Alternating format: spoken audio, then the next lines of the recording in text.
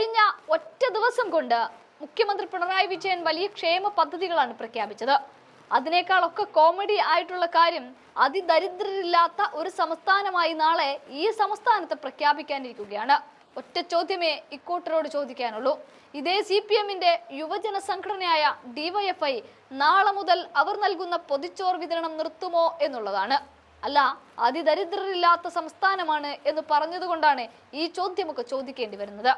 അതിദരിദ്രമുക്ത പ്രഖ്യാപനത്തിൽ സർക്കാരിനെ വിമർശിക്കുകയാണ് ഇതേ സമയം പ്രതിപക്ഷ നേതാവായ VD സതീശൻ. കേരളം അതിദാരിദ്ര്യമുക്തമാണെന്നുള്ള കണ്ടെത്തലിന് പിന്നിലെ മാനദണ്ഡം എന്താണ്, സർക്കാർ അത് വ്യക്തമാക്കണമെന്നാണ് VD സതീശൻ പറയുന്നത്. ഇത്തരത്തിലുള്ള ആളുകൾ കേരളത്തിലുണ്ട്. പ്രഖ്യാപനം തട്ടിപ്പാണ് എന്നും സർക്കാരിന്റെ അത് കള്ളക്കണക്കാണ് എന്നും സതീശൻ ആരോപിക്കുകയും ചെയ്യുന്നുണ്ട്. ഇരുട്ടുകൊണ്ട് ഓട്ടയടക്കുകയാണ്. എന്താണ് മാനദണ്ഡമെന്ന് ആർക്കും അറിയില്ല. ചെപ്പടി വിദ്യ കാണിക്കുകയാണ് സർക്കാർ. 4.5 ലക്ഷം പരമദരിദ്രർ ഉണ്ടെന്ന് മാനിഫെസ്റ്റോയിൽ LDF പറയുന്നുണ്ട്. 62,000 പേർ മാത്രമേ ഉള്ളൂ എന്ന് ഇപ്പോൾ പറയുന്നു. അതെങ്ങനെ സംഭവിച്ചു എന്നുമൊക്കെയാണ് സതീശൻ അക്കമിട്ട് നിരത്തി ചോദിക്കുന്നത്. ആ രംഗങ്ങൾ ഒന്ന് കാണാം. ഈ അതീവ ദരിദ്രർ എന്ന് പറയുന്ന ഈ ലിസ്റ്റ് തെറ്റാണ് എന്ന് നിയമസഭയിൽ പറഞ്ഞിട്ടുണ്ട്. ഇത് അവസാന തെരഞ്ഞെടുപ്പിന് മുമ്പ് ഇങ്ങനെ ഒരു പ്രഖ്യാപനം. പിന്നെ ഏറ്റവും പാവപ്പെട്ടവർ ഞാൻ പറഞ്ഞല്ലോ, അവരെ സഹായിക്കണമെന്ന് ഞങ്ങൾ ഒരു എതിർപ്പ്. ഇപ്പോൾ ഈ 1,600 രൂപയുടെ പെൻഷൻ 2,000 ആക്കിയതിനെ വരെ ഞങ്ങൾ എതിർത്തില്ല. ആർക്ക് എന്ത് സഹായവും പാവപ്പെട്ടവർക്ക് കൊടുക്കുന്നത് ഞങ്ങൾ അനുകൂലം. പക്ഷെ കേരളം മുഴുവൻ അതീവ ദരിദ്രരില്ലാത്ത സംസ്ഥാനമായി മാറി എന്ന് പറയുന്ന ആ കണക്കിനെ ഞങ്ങൾ ഇതിനു മുമ്പ് വിമർശിച്ചിട്ടുണ്ട്. ആ കണക്കിനെ ഞങ്ങൾ നിയമസഭയിൽ വിമർശിച്ചിട്ടുണ്ട്. അത് യഥാർത്ഥത്തിലുള്ള അതീവ ദരിദ്രരായ ആളുകളെ മാറ്റി നിർത്തിക്കൊണ്ട്, അതാണ് ഞാൻ പറഞ്ഞത്, ഇരുട്ടുകൊണ്ട് ഓട്ടയടച്ചിരിക്കുന്ന സംവിധാനമാണ്. അതിനൊരു പ്ലാനിങ്ങിൻ്റെ സപ്പോർട്ടില്ല, ഒരു സ്റ്റാറ്റിസ്റ്റിക്സ് ഡിപ്പാർട്ട്മെൻറ്റിൻ്റെ സപ്പോർട്ടില്ല. അത് വളരെ പെരിഫറലായി ഉപരിതല സ്പർശിയായി തയ്യാറാക്കിയിരിക്കുന്ന ഒരു ലിസ്റ്റാണെന്നാണ്, അതാണ് ആരോപണം. സാധാരണ ഇത്തരം ലിസ്റ്റുകൾ തയ്യാറാക്കുന്നത് കണക്കുകളുടെ അടിസ്ഥാനത്തിലാണ്. ഇപ്പം കേന്ദ്ര ഗവൺമെൻറ്റിൻ്റെ AAY കൊടുക്കുന്നത് മോസ്റ്റ് പുവർ എന്നാണ്. മോസ്റ്റ് പുവർ, ദരിദ്രരിൽ ദരിദ്രർ അവർക്കാണ്. ദരിദ്രരായിട്ടുള്ള ആളുകൾ പിന്നെയുണ്ട്, പല കാരണങ്ങൾ കൊണ്ട്. ദരിദ്രരിൽ ദരിദ്രരായ ആളുകൾ 5,95,000 പേരുണ്ടെന്ന് പറഞ്ഞിട്ട് അവർക്ക് സൗജന്യമായി അരിയും ഗോതമ്പും കൊടുക്കുകയാണ്. അപ്പോൾ അവർക്കൊക്കെ വീടുണ്ടോ? അവരുടെ ആരോഗ്യ സംവിധാനങ്ങൾ ചെയ്യാനുള്ള സംവിധാനങ്ങളുണ്ടോ? അവർക്ക് ചെയ്യാനുണ്ടോ? ഇപ്പോൾ സർക്കാർ ആശുപത്രി പോയിട്ട് പോലും കാര്യമില്ലല്ലോ ഇപ്പോഴത്തെ കാലത്ത്. അതുപോലും കാര്യമില്ലല്ലോ. അവരുടെ മെഡിക്കൽ എക്സ്പെൻസസ് മീറ്റ് ചെയ്യുമോ ഗവൺമെൻറ്? അതില്ലേ, അതിൽ പ്രായമായ ആളുകളുണ്ട്. ഈ അഗതികളുടെ കേസിൽ തന്നെ വൃദ്ധരായ ആളുകളുണ്ട്, ഒറ്റപ്പെട്ട് താമസിക്കുന്നവരുണ്ട്. അവർ പോലും ഈ ലിസ്റ്റിലില്ല. ഒറ്റപ്പെട്ട് താമസിക്കുന്ന ആളുകൾ പോലും. അതാണ് AK ആന്റണിയുടെ ഗവൺമെൻറ് കാലത്ത് ആശ്രയ പദ്ധതിയിൽ ഉണ്ടാക്കിയ ഒരു സിസ്റ്റം. അതിന് കണക്കാണ് ഏറ്റവും അഗതികളായിട്ടുള്ള ആൾ. അതിന് അതീവ ദരിദ്രം എന്നല്ല പറഞ്ഞത്. ഇവിടെ CPM തന്നെ പരമദരിദ്രർ എന്ന് പറഞ്ഞിട്ട് 4.5 ലക്ഷം പേരുടെ ലിസ്റ്റ് ഉണ്ടാക്കിയിരിക്കുന്നു. കേന്ദ്ര ഗവൺമെൻറ് ദരിദ്രരായവരുടെ 5,95,000 പേരുടെ ലിസ്റ്റ് ഉണ്ടാക്കിയിരിക്കുന്നു. വളരെ സിമ്പിളായിട്ടുള്ള ചോദ്യമല്ലേ. 1,16,000 കുടുംബങ്ങളുള്ള ആദിവാസികളുടെ ഇടയിൽ നിന്ന് 6,400 കുടുംബമുള്ള ഈ കാറ്റഗറി വരുള്ളൂ. ഇവരാരും ഇവിടെ ഒന്നും പോയി കണ്ടിട്ടില്ലേ? ഇവർ അട്ടപ്പാടി ഉൾപ്പെടെയുള്ള സ്ഥലങ്ങളിൽ പോയി, ആദിവാസി ഊരുകളിൽ പോയി കണ്ടിട്ടുണ്ടോ? ഇവർ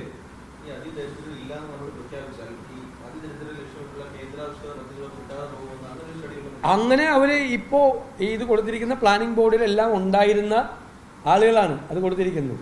അവർ പലരും ഇടതുപക്ഷത്തിൻ്റെ സഹയാത്രികരായിരുന്ന ആളുകളാണ്. അവർ പ്ലാനിംഗ് ബോർഡിലൊക്കെ ഉണ്ടായിരുന്ന ആളുകളും ഉന്നതമായിട്ടുള്ള സ്ഥാനങ്ങൾ ഇത്തരം കാര്യങ്ങളിൽ വഹിച്ചിട്ടുള്ള ആളുകളുമാണ്. അവരാണ് ചോദിച്ചിരിക്കുന്നത്, നിങ്ങൾ അതീവ ദരിദ്രരില്ലാത്ത സംസ്ഥാനമായി കേരളത്തെ പ്രഖ്യാപിച്ചാൽ ദരിദ്രരിൽ ദരിദ്രർക്ക് കേന്ദ്രം കൊടുക്കുന്ന സഹായം ഇല്ലാതാക്കില്ലേ എന്നാണ് അവരുടെ ചോദ്യം. ബാധിക്കും. അതാണ് അവർ ചോദിച്ചിരിക്കുന്നത്. അവർ വളരെ പ്രസക്തമായിട്ടുള്ള ചോദ്യമാണ് ചോദിച്ചിരിക്കുന്നത്. കാരണം നമ്മൾ തന്നെ മന്ത്രി പറഞ്ഞിരിക്കുന്നതാണ്, കേന്ദ്ര സർക്കാർ നിശ്ചയിച്ചിട്ടുള്ള ഒരു മാനദണ്ഡം ഉണ്ടായില്ലേ, ആ മാനദണ്ഡ പ്രകാരം ദരിദ്രരിൽ അതിദരിദ്രർ ആയിട്ടുള്ളവർക്കാണ് AAY കാർഡുകൾ കൊടുക്കുന്നത്. അത് 5,95,800 പേരുണ്ട്. 6 ലക്ഷത്തോളം പേരുണ്ട് ദരിദ്രരിൽ അതിദരിദ്രർ. ഇവർ തന്നെ പറയും, ഇവരതും കുറച്ചിട്ട് മാനിഫെസ്റ്റോയിൽ പറയുന്നത് പരമദരിദ്രർ. ഇതെന്താണിത്? ദരിദ്രരിൽ അതിദരിദ്രർ ഒരു കാറ്റഗറി, പരമദരിദ്രർ വേറൊരു കാറ്റഗറി. പിന്നെ അതീവ ദരിദ്രർ വേറൊരു കാറ്റഗറി, അഗതികൾ വേറെ കാറ്റഗറി. എന്താ ഇത്? അല്ലല്ല, ആരാണ് ആ മാനദണ്ഡം നിശ്ചയിച്ചത്? എന്ത് മാനദണ്ഡമാണത്? എന്ത് മാനദണ്ഡമാണത്? ആ മാനദണ്ഡത്തിൽ ഞാൻ പറയുന്ന ഒറ്റപ്പെട്ട് താമസിക്കുന്ന ആളുകൾ വരെ ഈ ലിസ്റ്റിൽ വരുന്നില്ല. അഗതികളായിട്ടുള്ള ആളുകൾ പോലും ഈ ലിസ്റ്റിൽ വരുന്നില്ല. ഇതൊരു കണക്കാണ്. കണക്കെടുത്തിട്ട് അതിനുവേണ്ടി പൊളിറ്റിക്കൽ പ്രൊപ്പഗാൻഡ നടത്തുകയാണ്. ഇലക്ഷന് മുമ്പ് കേരളത്തിൽ അതീവ ദരിദ്രരിൽ ഇപ്പോൾ കുറേ ആളുകൾ വിശ്വസിക്കുമല്ലോ, ക്യാമ്പയിൻ ചെയ്യുമ്പോൾ കുറേ ആളോ, എന്നിട്ട് ഇനി എല്ലായിടത്തും ചെന്ന് പ്രസംഗിക്കുക, പിന്നെ ക്യാപ്സുലർക്കും ചെയ്യാല്ല.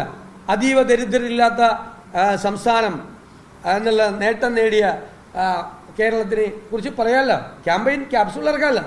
അപ്പോൾ പരമദരിദ്രരും ദരിദ്രരിൽ അതിദരിദ്രം അവിടെ നിൽക്കുകയാണ് നോക്കിക്കൊണ്ട്, ഇത് ആരാന്ന് ചോദിച്ചുകൊണ്ട്. ഇതല്ലേ തമാശയാക്കല്ലേ ഇത്?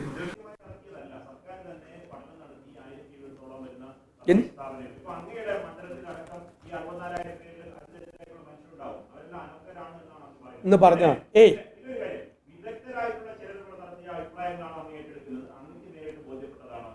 താങ്കൾ ചോദിക്കുന്ന ചോദ്യം ഞാൻ അവരെ എതിർക്കുകയാണെന്നാണ് ചോദിച്ചത്.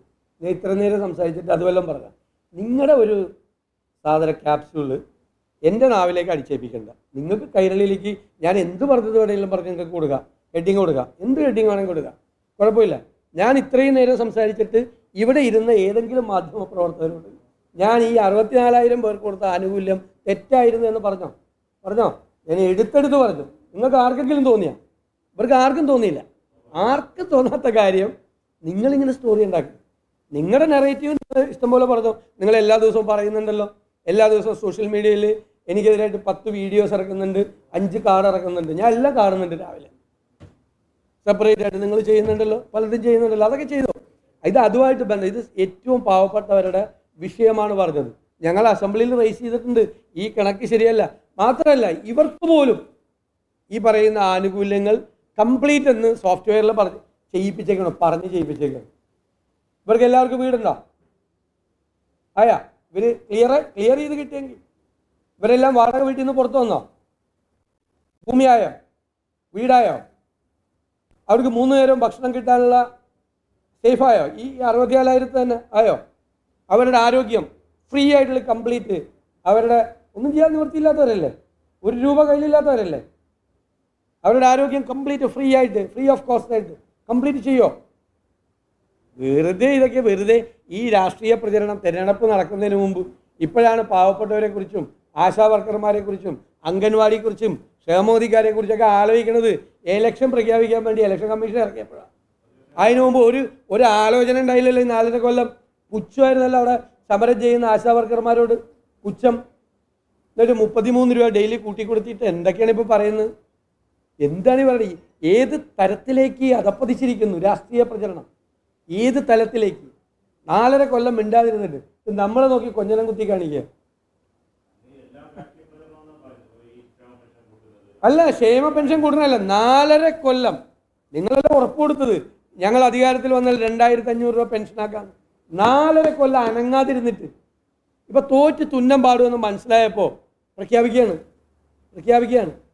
ഞങ്ങൾ കൊടുക്കണേനൊന്നും എതിരല്ല. ഞാൻ ഇന്നലെയും പറഞ്ഞു, കൊടുക്കട്ടെ, എത്ര കൊടുത്താലും ഞങ്ങൾക്ക് സന്തോഷം, ഞങ്ങളതിനെ സ്വാഗതം ചെയ്യുള്ളൂ. പക്ഷെ ഇപ്പോഴാണല്ലോ തോന്നിയത്.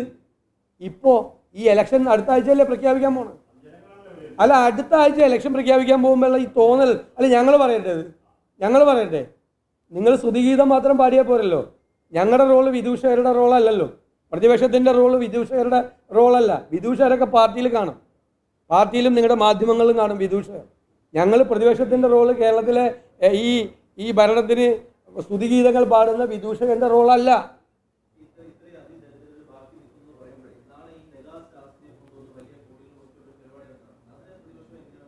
അല്ലല്ല, അതൊക്കെ ആളുകളെ കബളിപ്പിക്കുകയാണ്. ഞാൻ പറഞ്ഞല്ലോ, ഇത് ഈ നുണ പറഞ്ഞുകൊണ്ട് കൊട്ടാരണ്ടാക്കാണ്. നുണ പറഞ്ഞുകൊണ്ട് എന്നിട്ട് ഇപ്പോഴത്തെ കാലത്ത് ഈ PR സംവിധാനങ്ങളൊക്കെ ഉള്ളതിൻ്റെ മറവിൽ ഇതെല്ലാം ആളുകളെ തെറ്റിദ്ധരിപ്പിക്കാൻ വേണ്ടി ശ്രമിക്കുകയാണ്. യാഥാർത്ഥ്യങ്ങളിൽ നിന്ന് യാതൊരു ബന്ധമില്ലത്. അതാണ് അവരൊക്കെ അത് മനസ്സിലാക്കി പോകാതിരിക്കുകയാണ് അവർ ചെയ്യേണ്ടത്. ഇതിലേക്ക് ഇത്തരം ചടങ്ങുകളിലൊക്കെ അല്ല, ഞാൻ പറയുന്നത് ഈ കാപട്യം തിരിച്ചറിയണം. അവരെയൊക്കെ കേരളത്തിലെ ജനങ്ങൾ ബഹുമാനിക്കുന്ന ആളുകളാണ്. ഞങ്ങളിപ്പോൾ നാളെ അവർ ആ മീറ്റിങ്ങിന് പോയാലും പോയില്ലെങ്കിലും അവരോടൊന്നും ഞങ്ങൾക്ക് യാതൊരു ബഹുമാനക്കുറവുണ്ടാവില്ല. ഞങ്ങൾ അവരെ കുറിച്ചൊന്നും മോശം പോയാലും പോയില്ലെങ്കിൽ. പക്ഷേ പോകാതിരിക്കുന്നത് അവരാലോചിക്കണം. ഈ ഈ ഈ തട്ടിപ്പിന് അവർ കൂടി പോയി പങ്കാളികളായി നിന്നു കൊടുക്കണമെന്നാണ് ഞങ്ങളുടെ അഭിപ്രായം.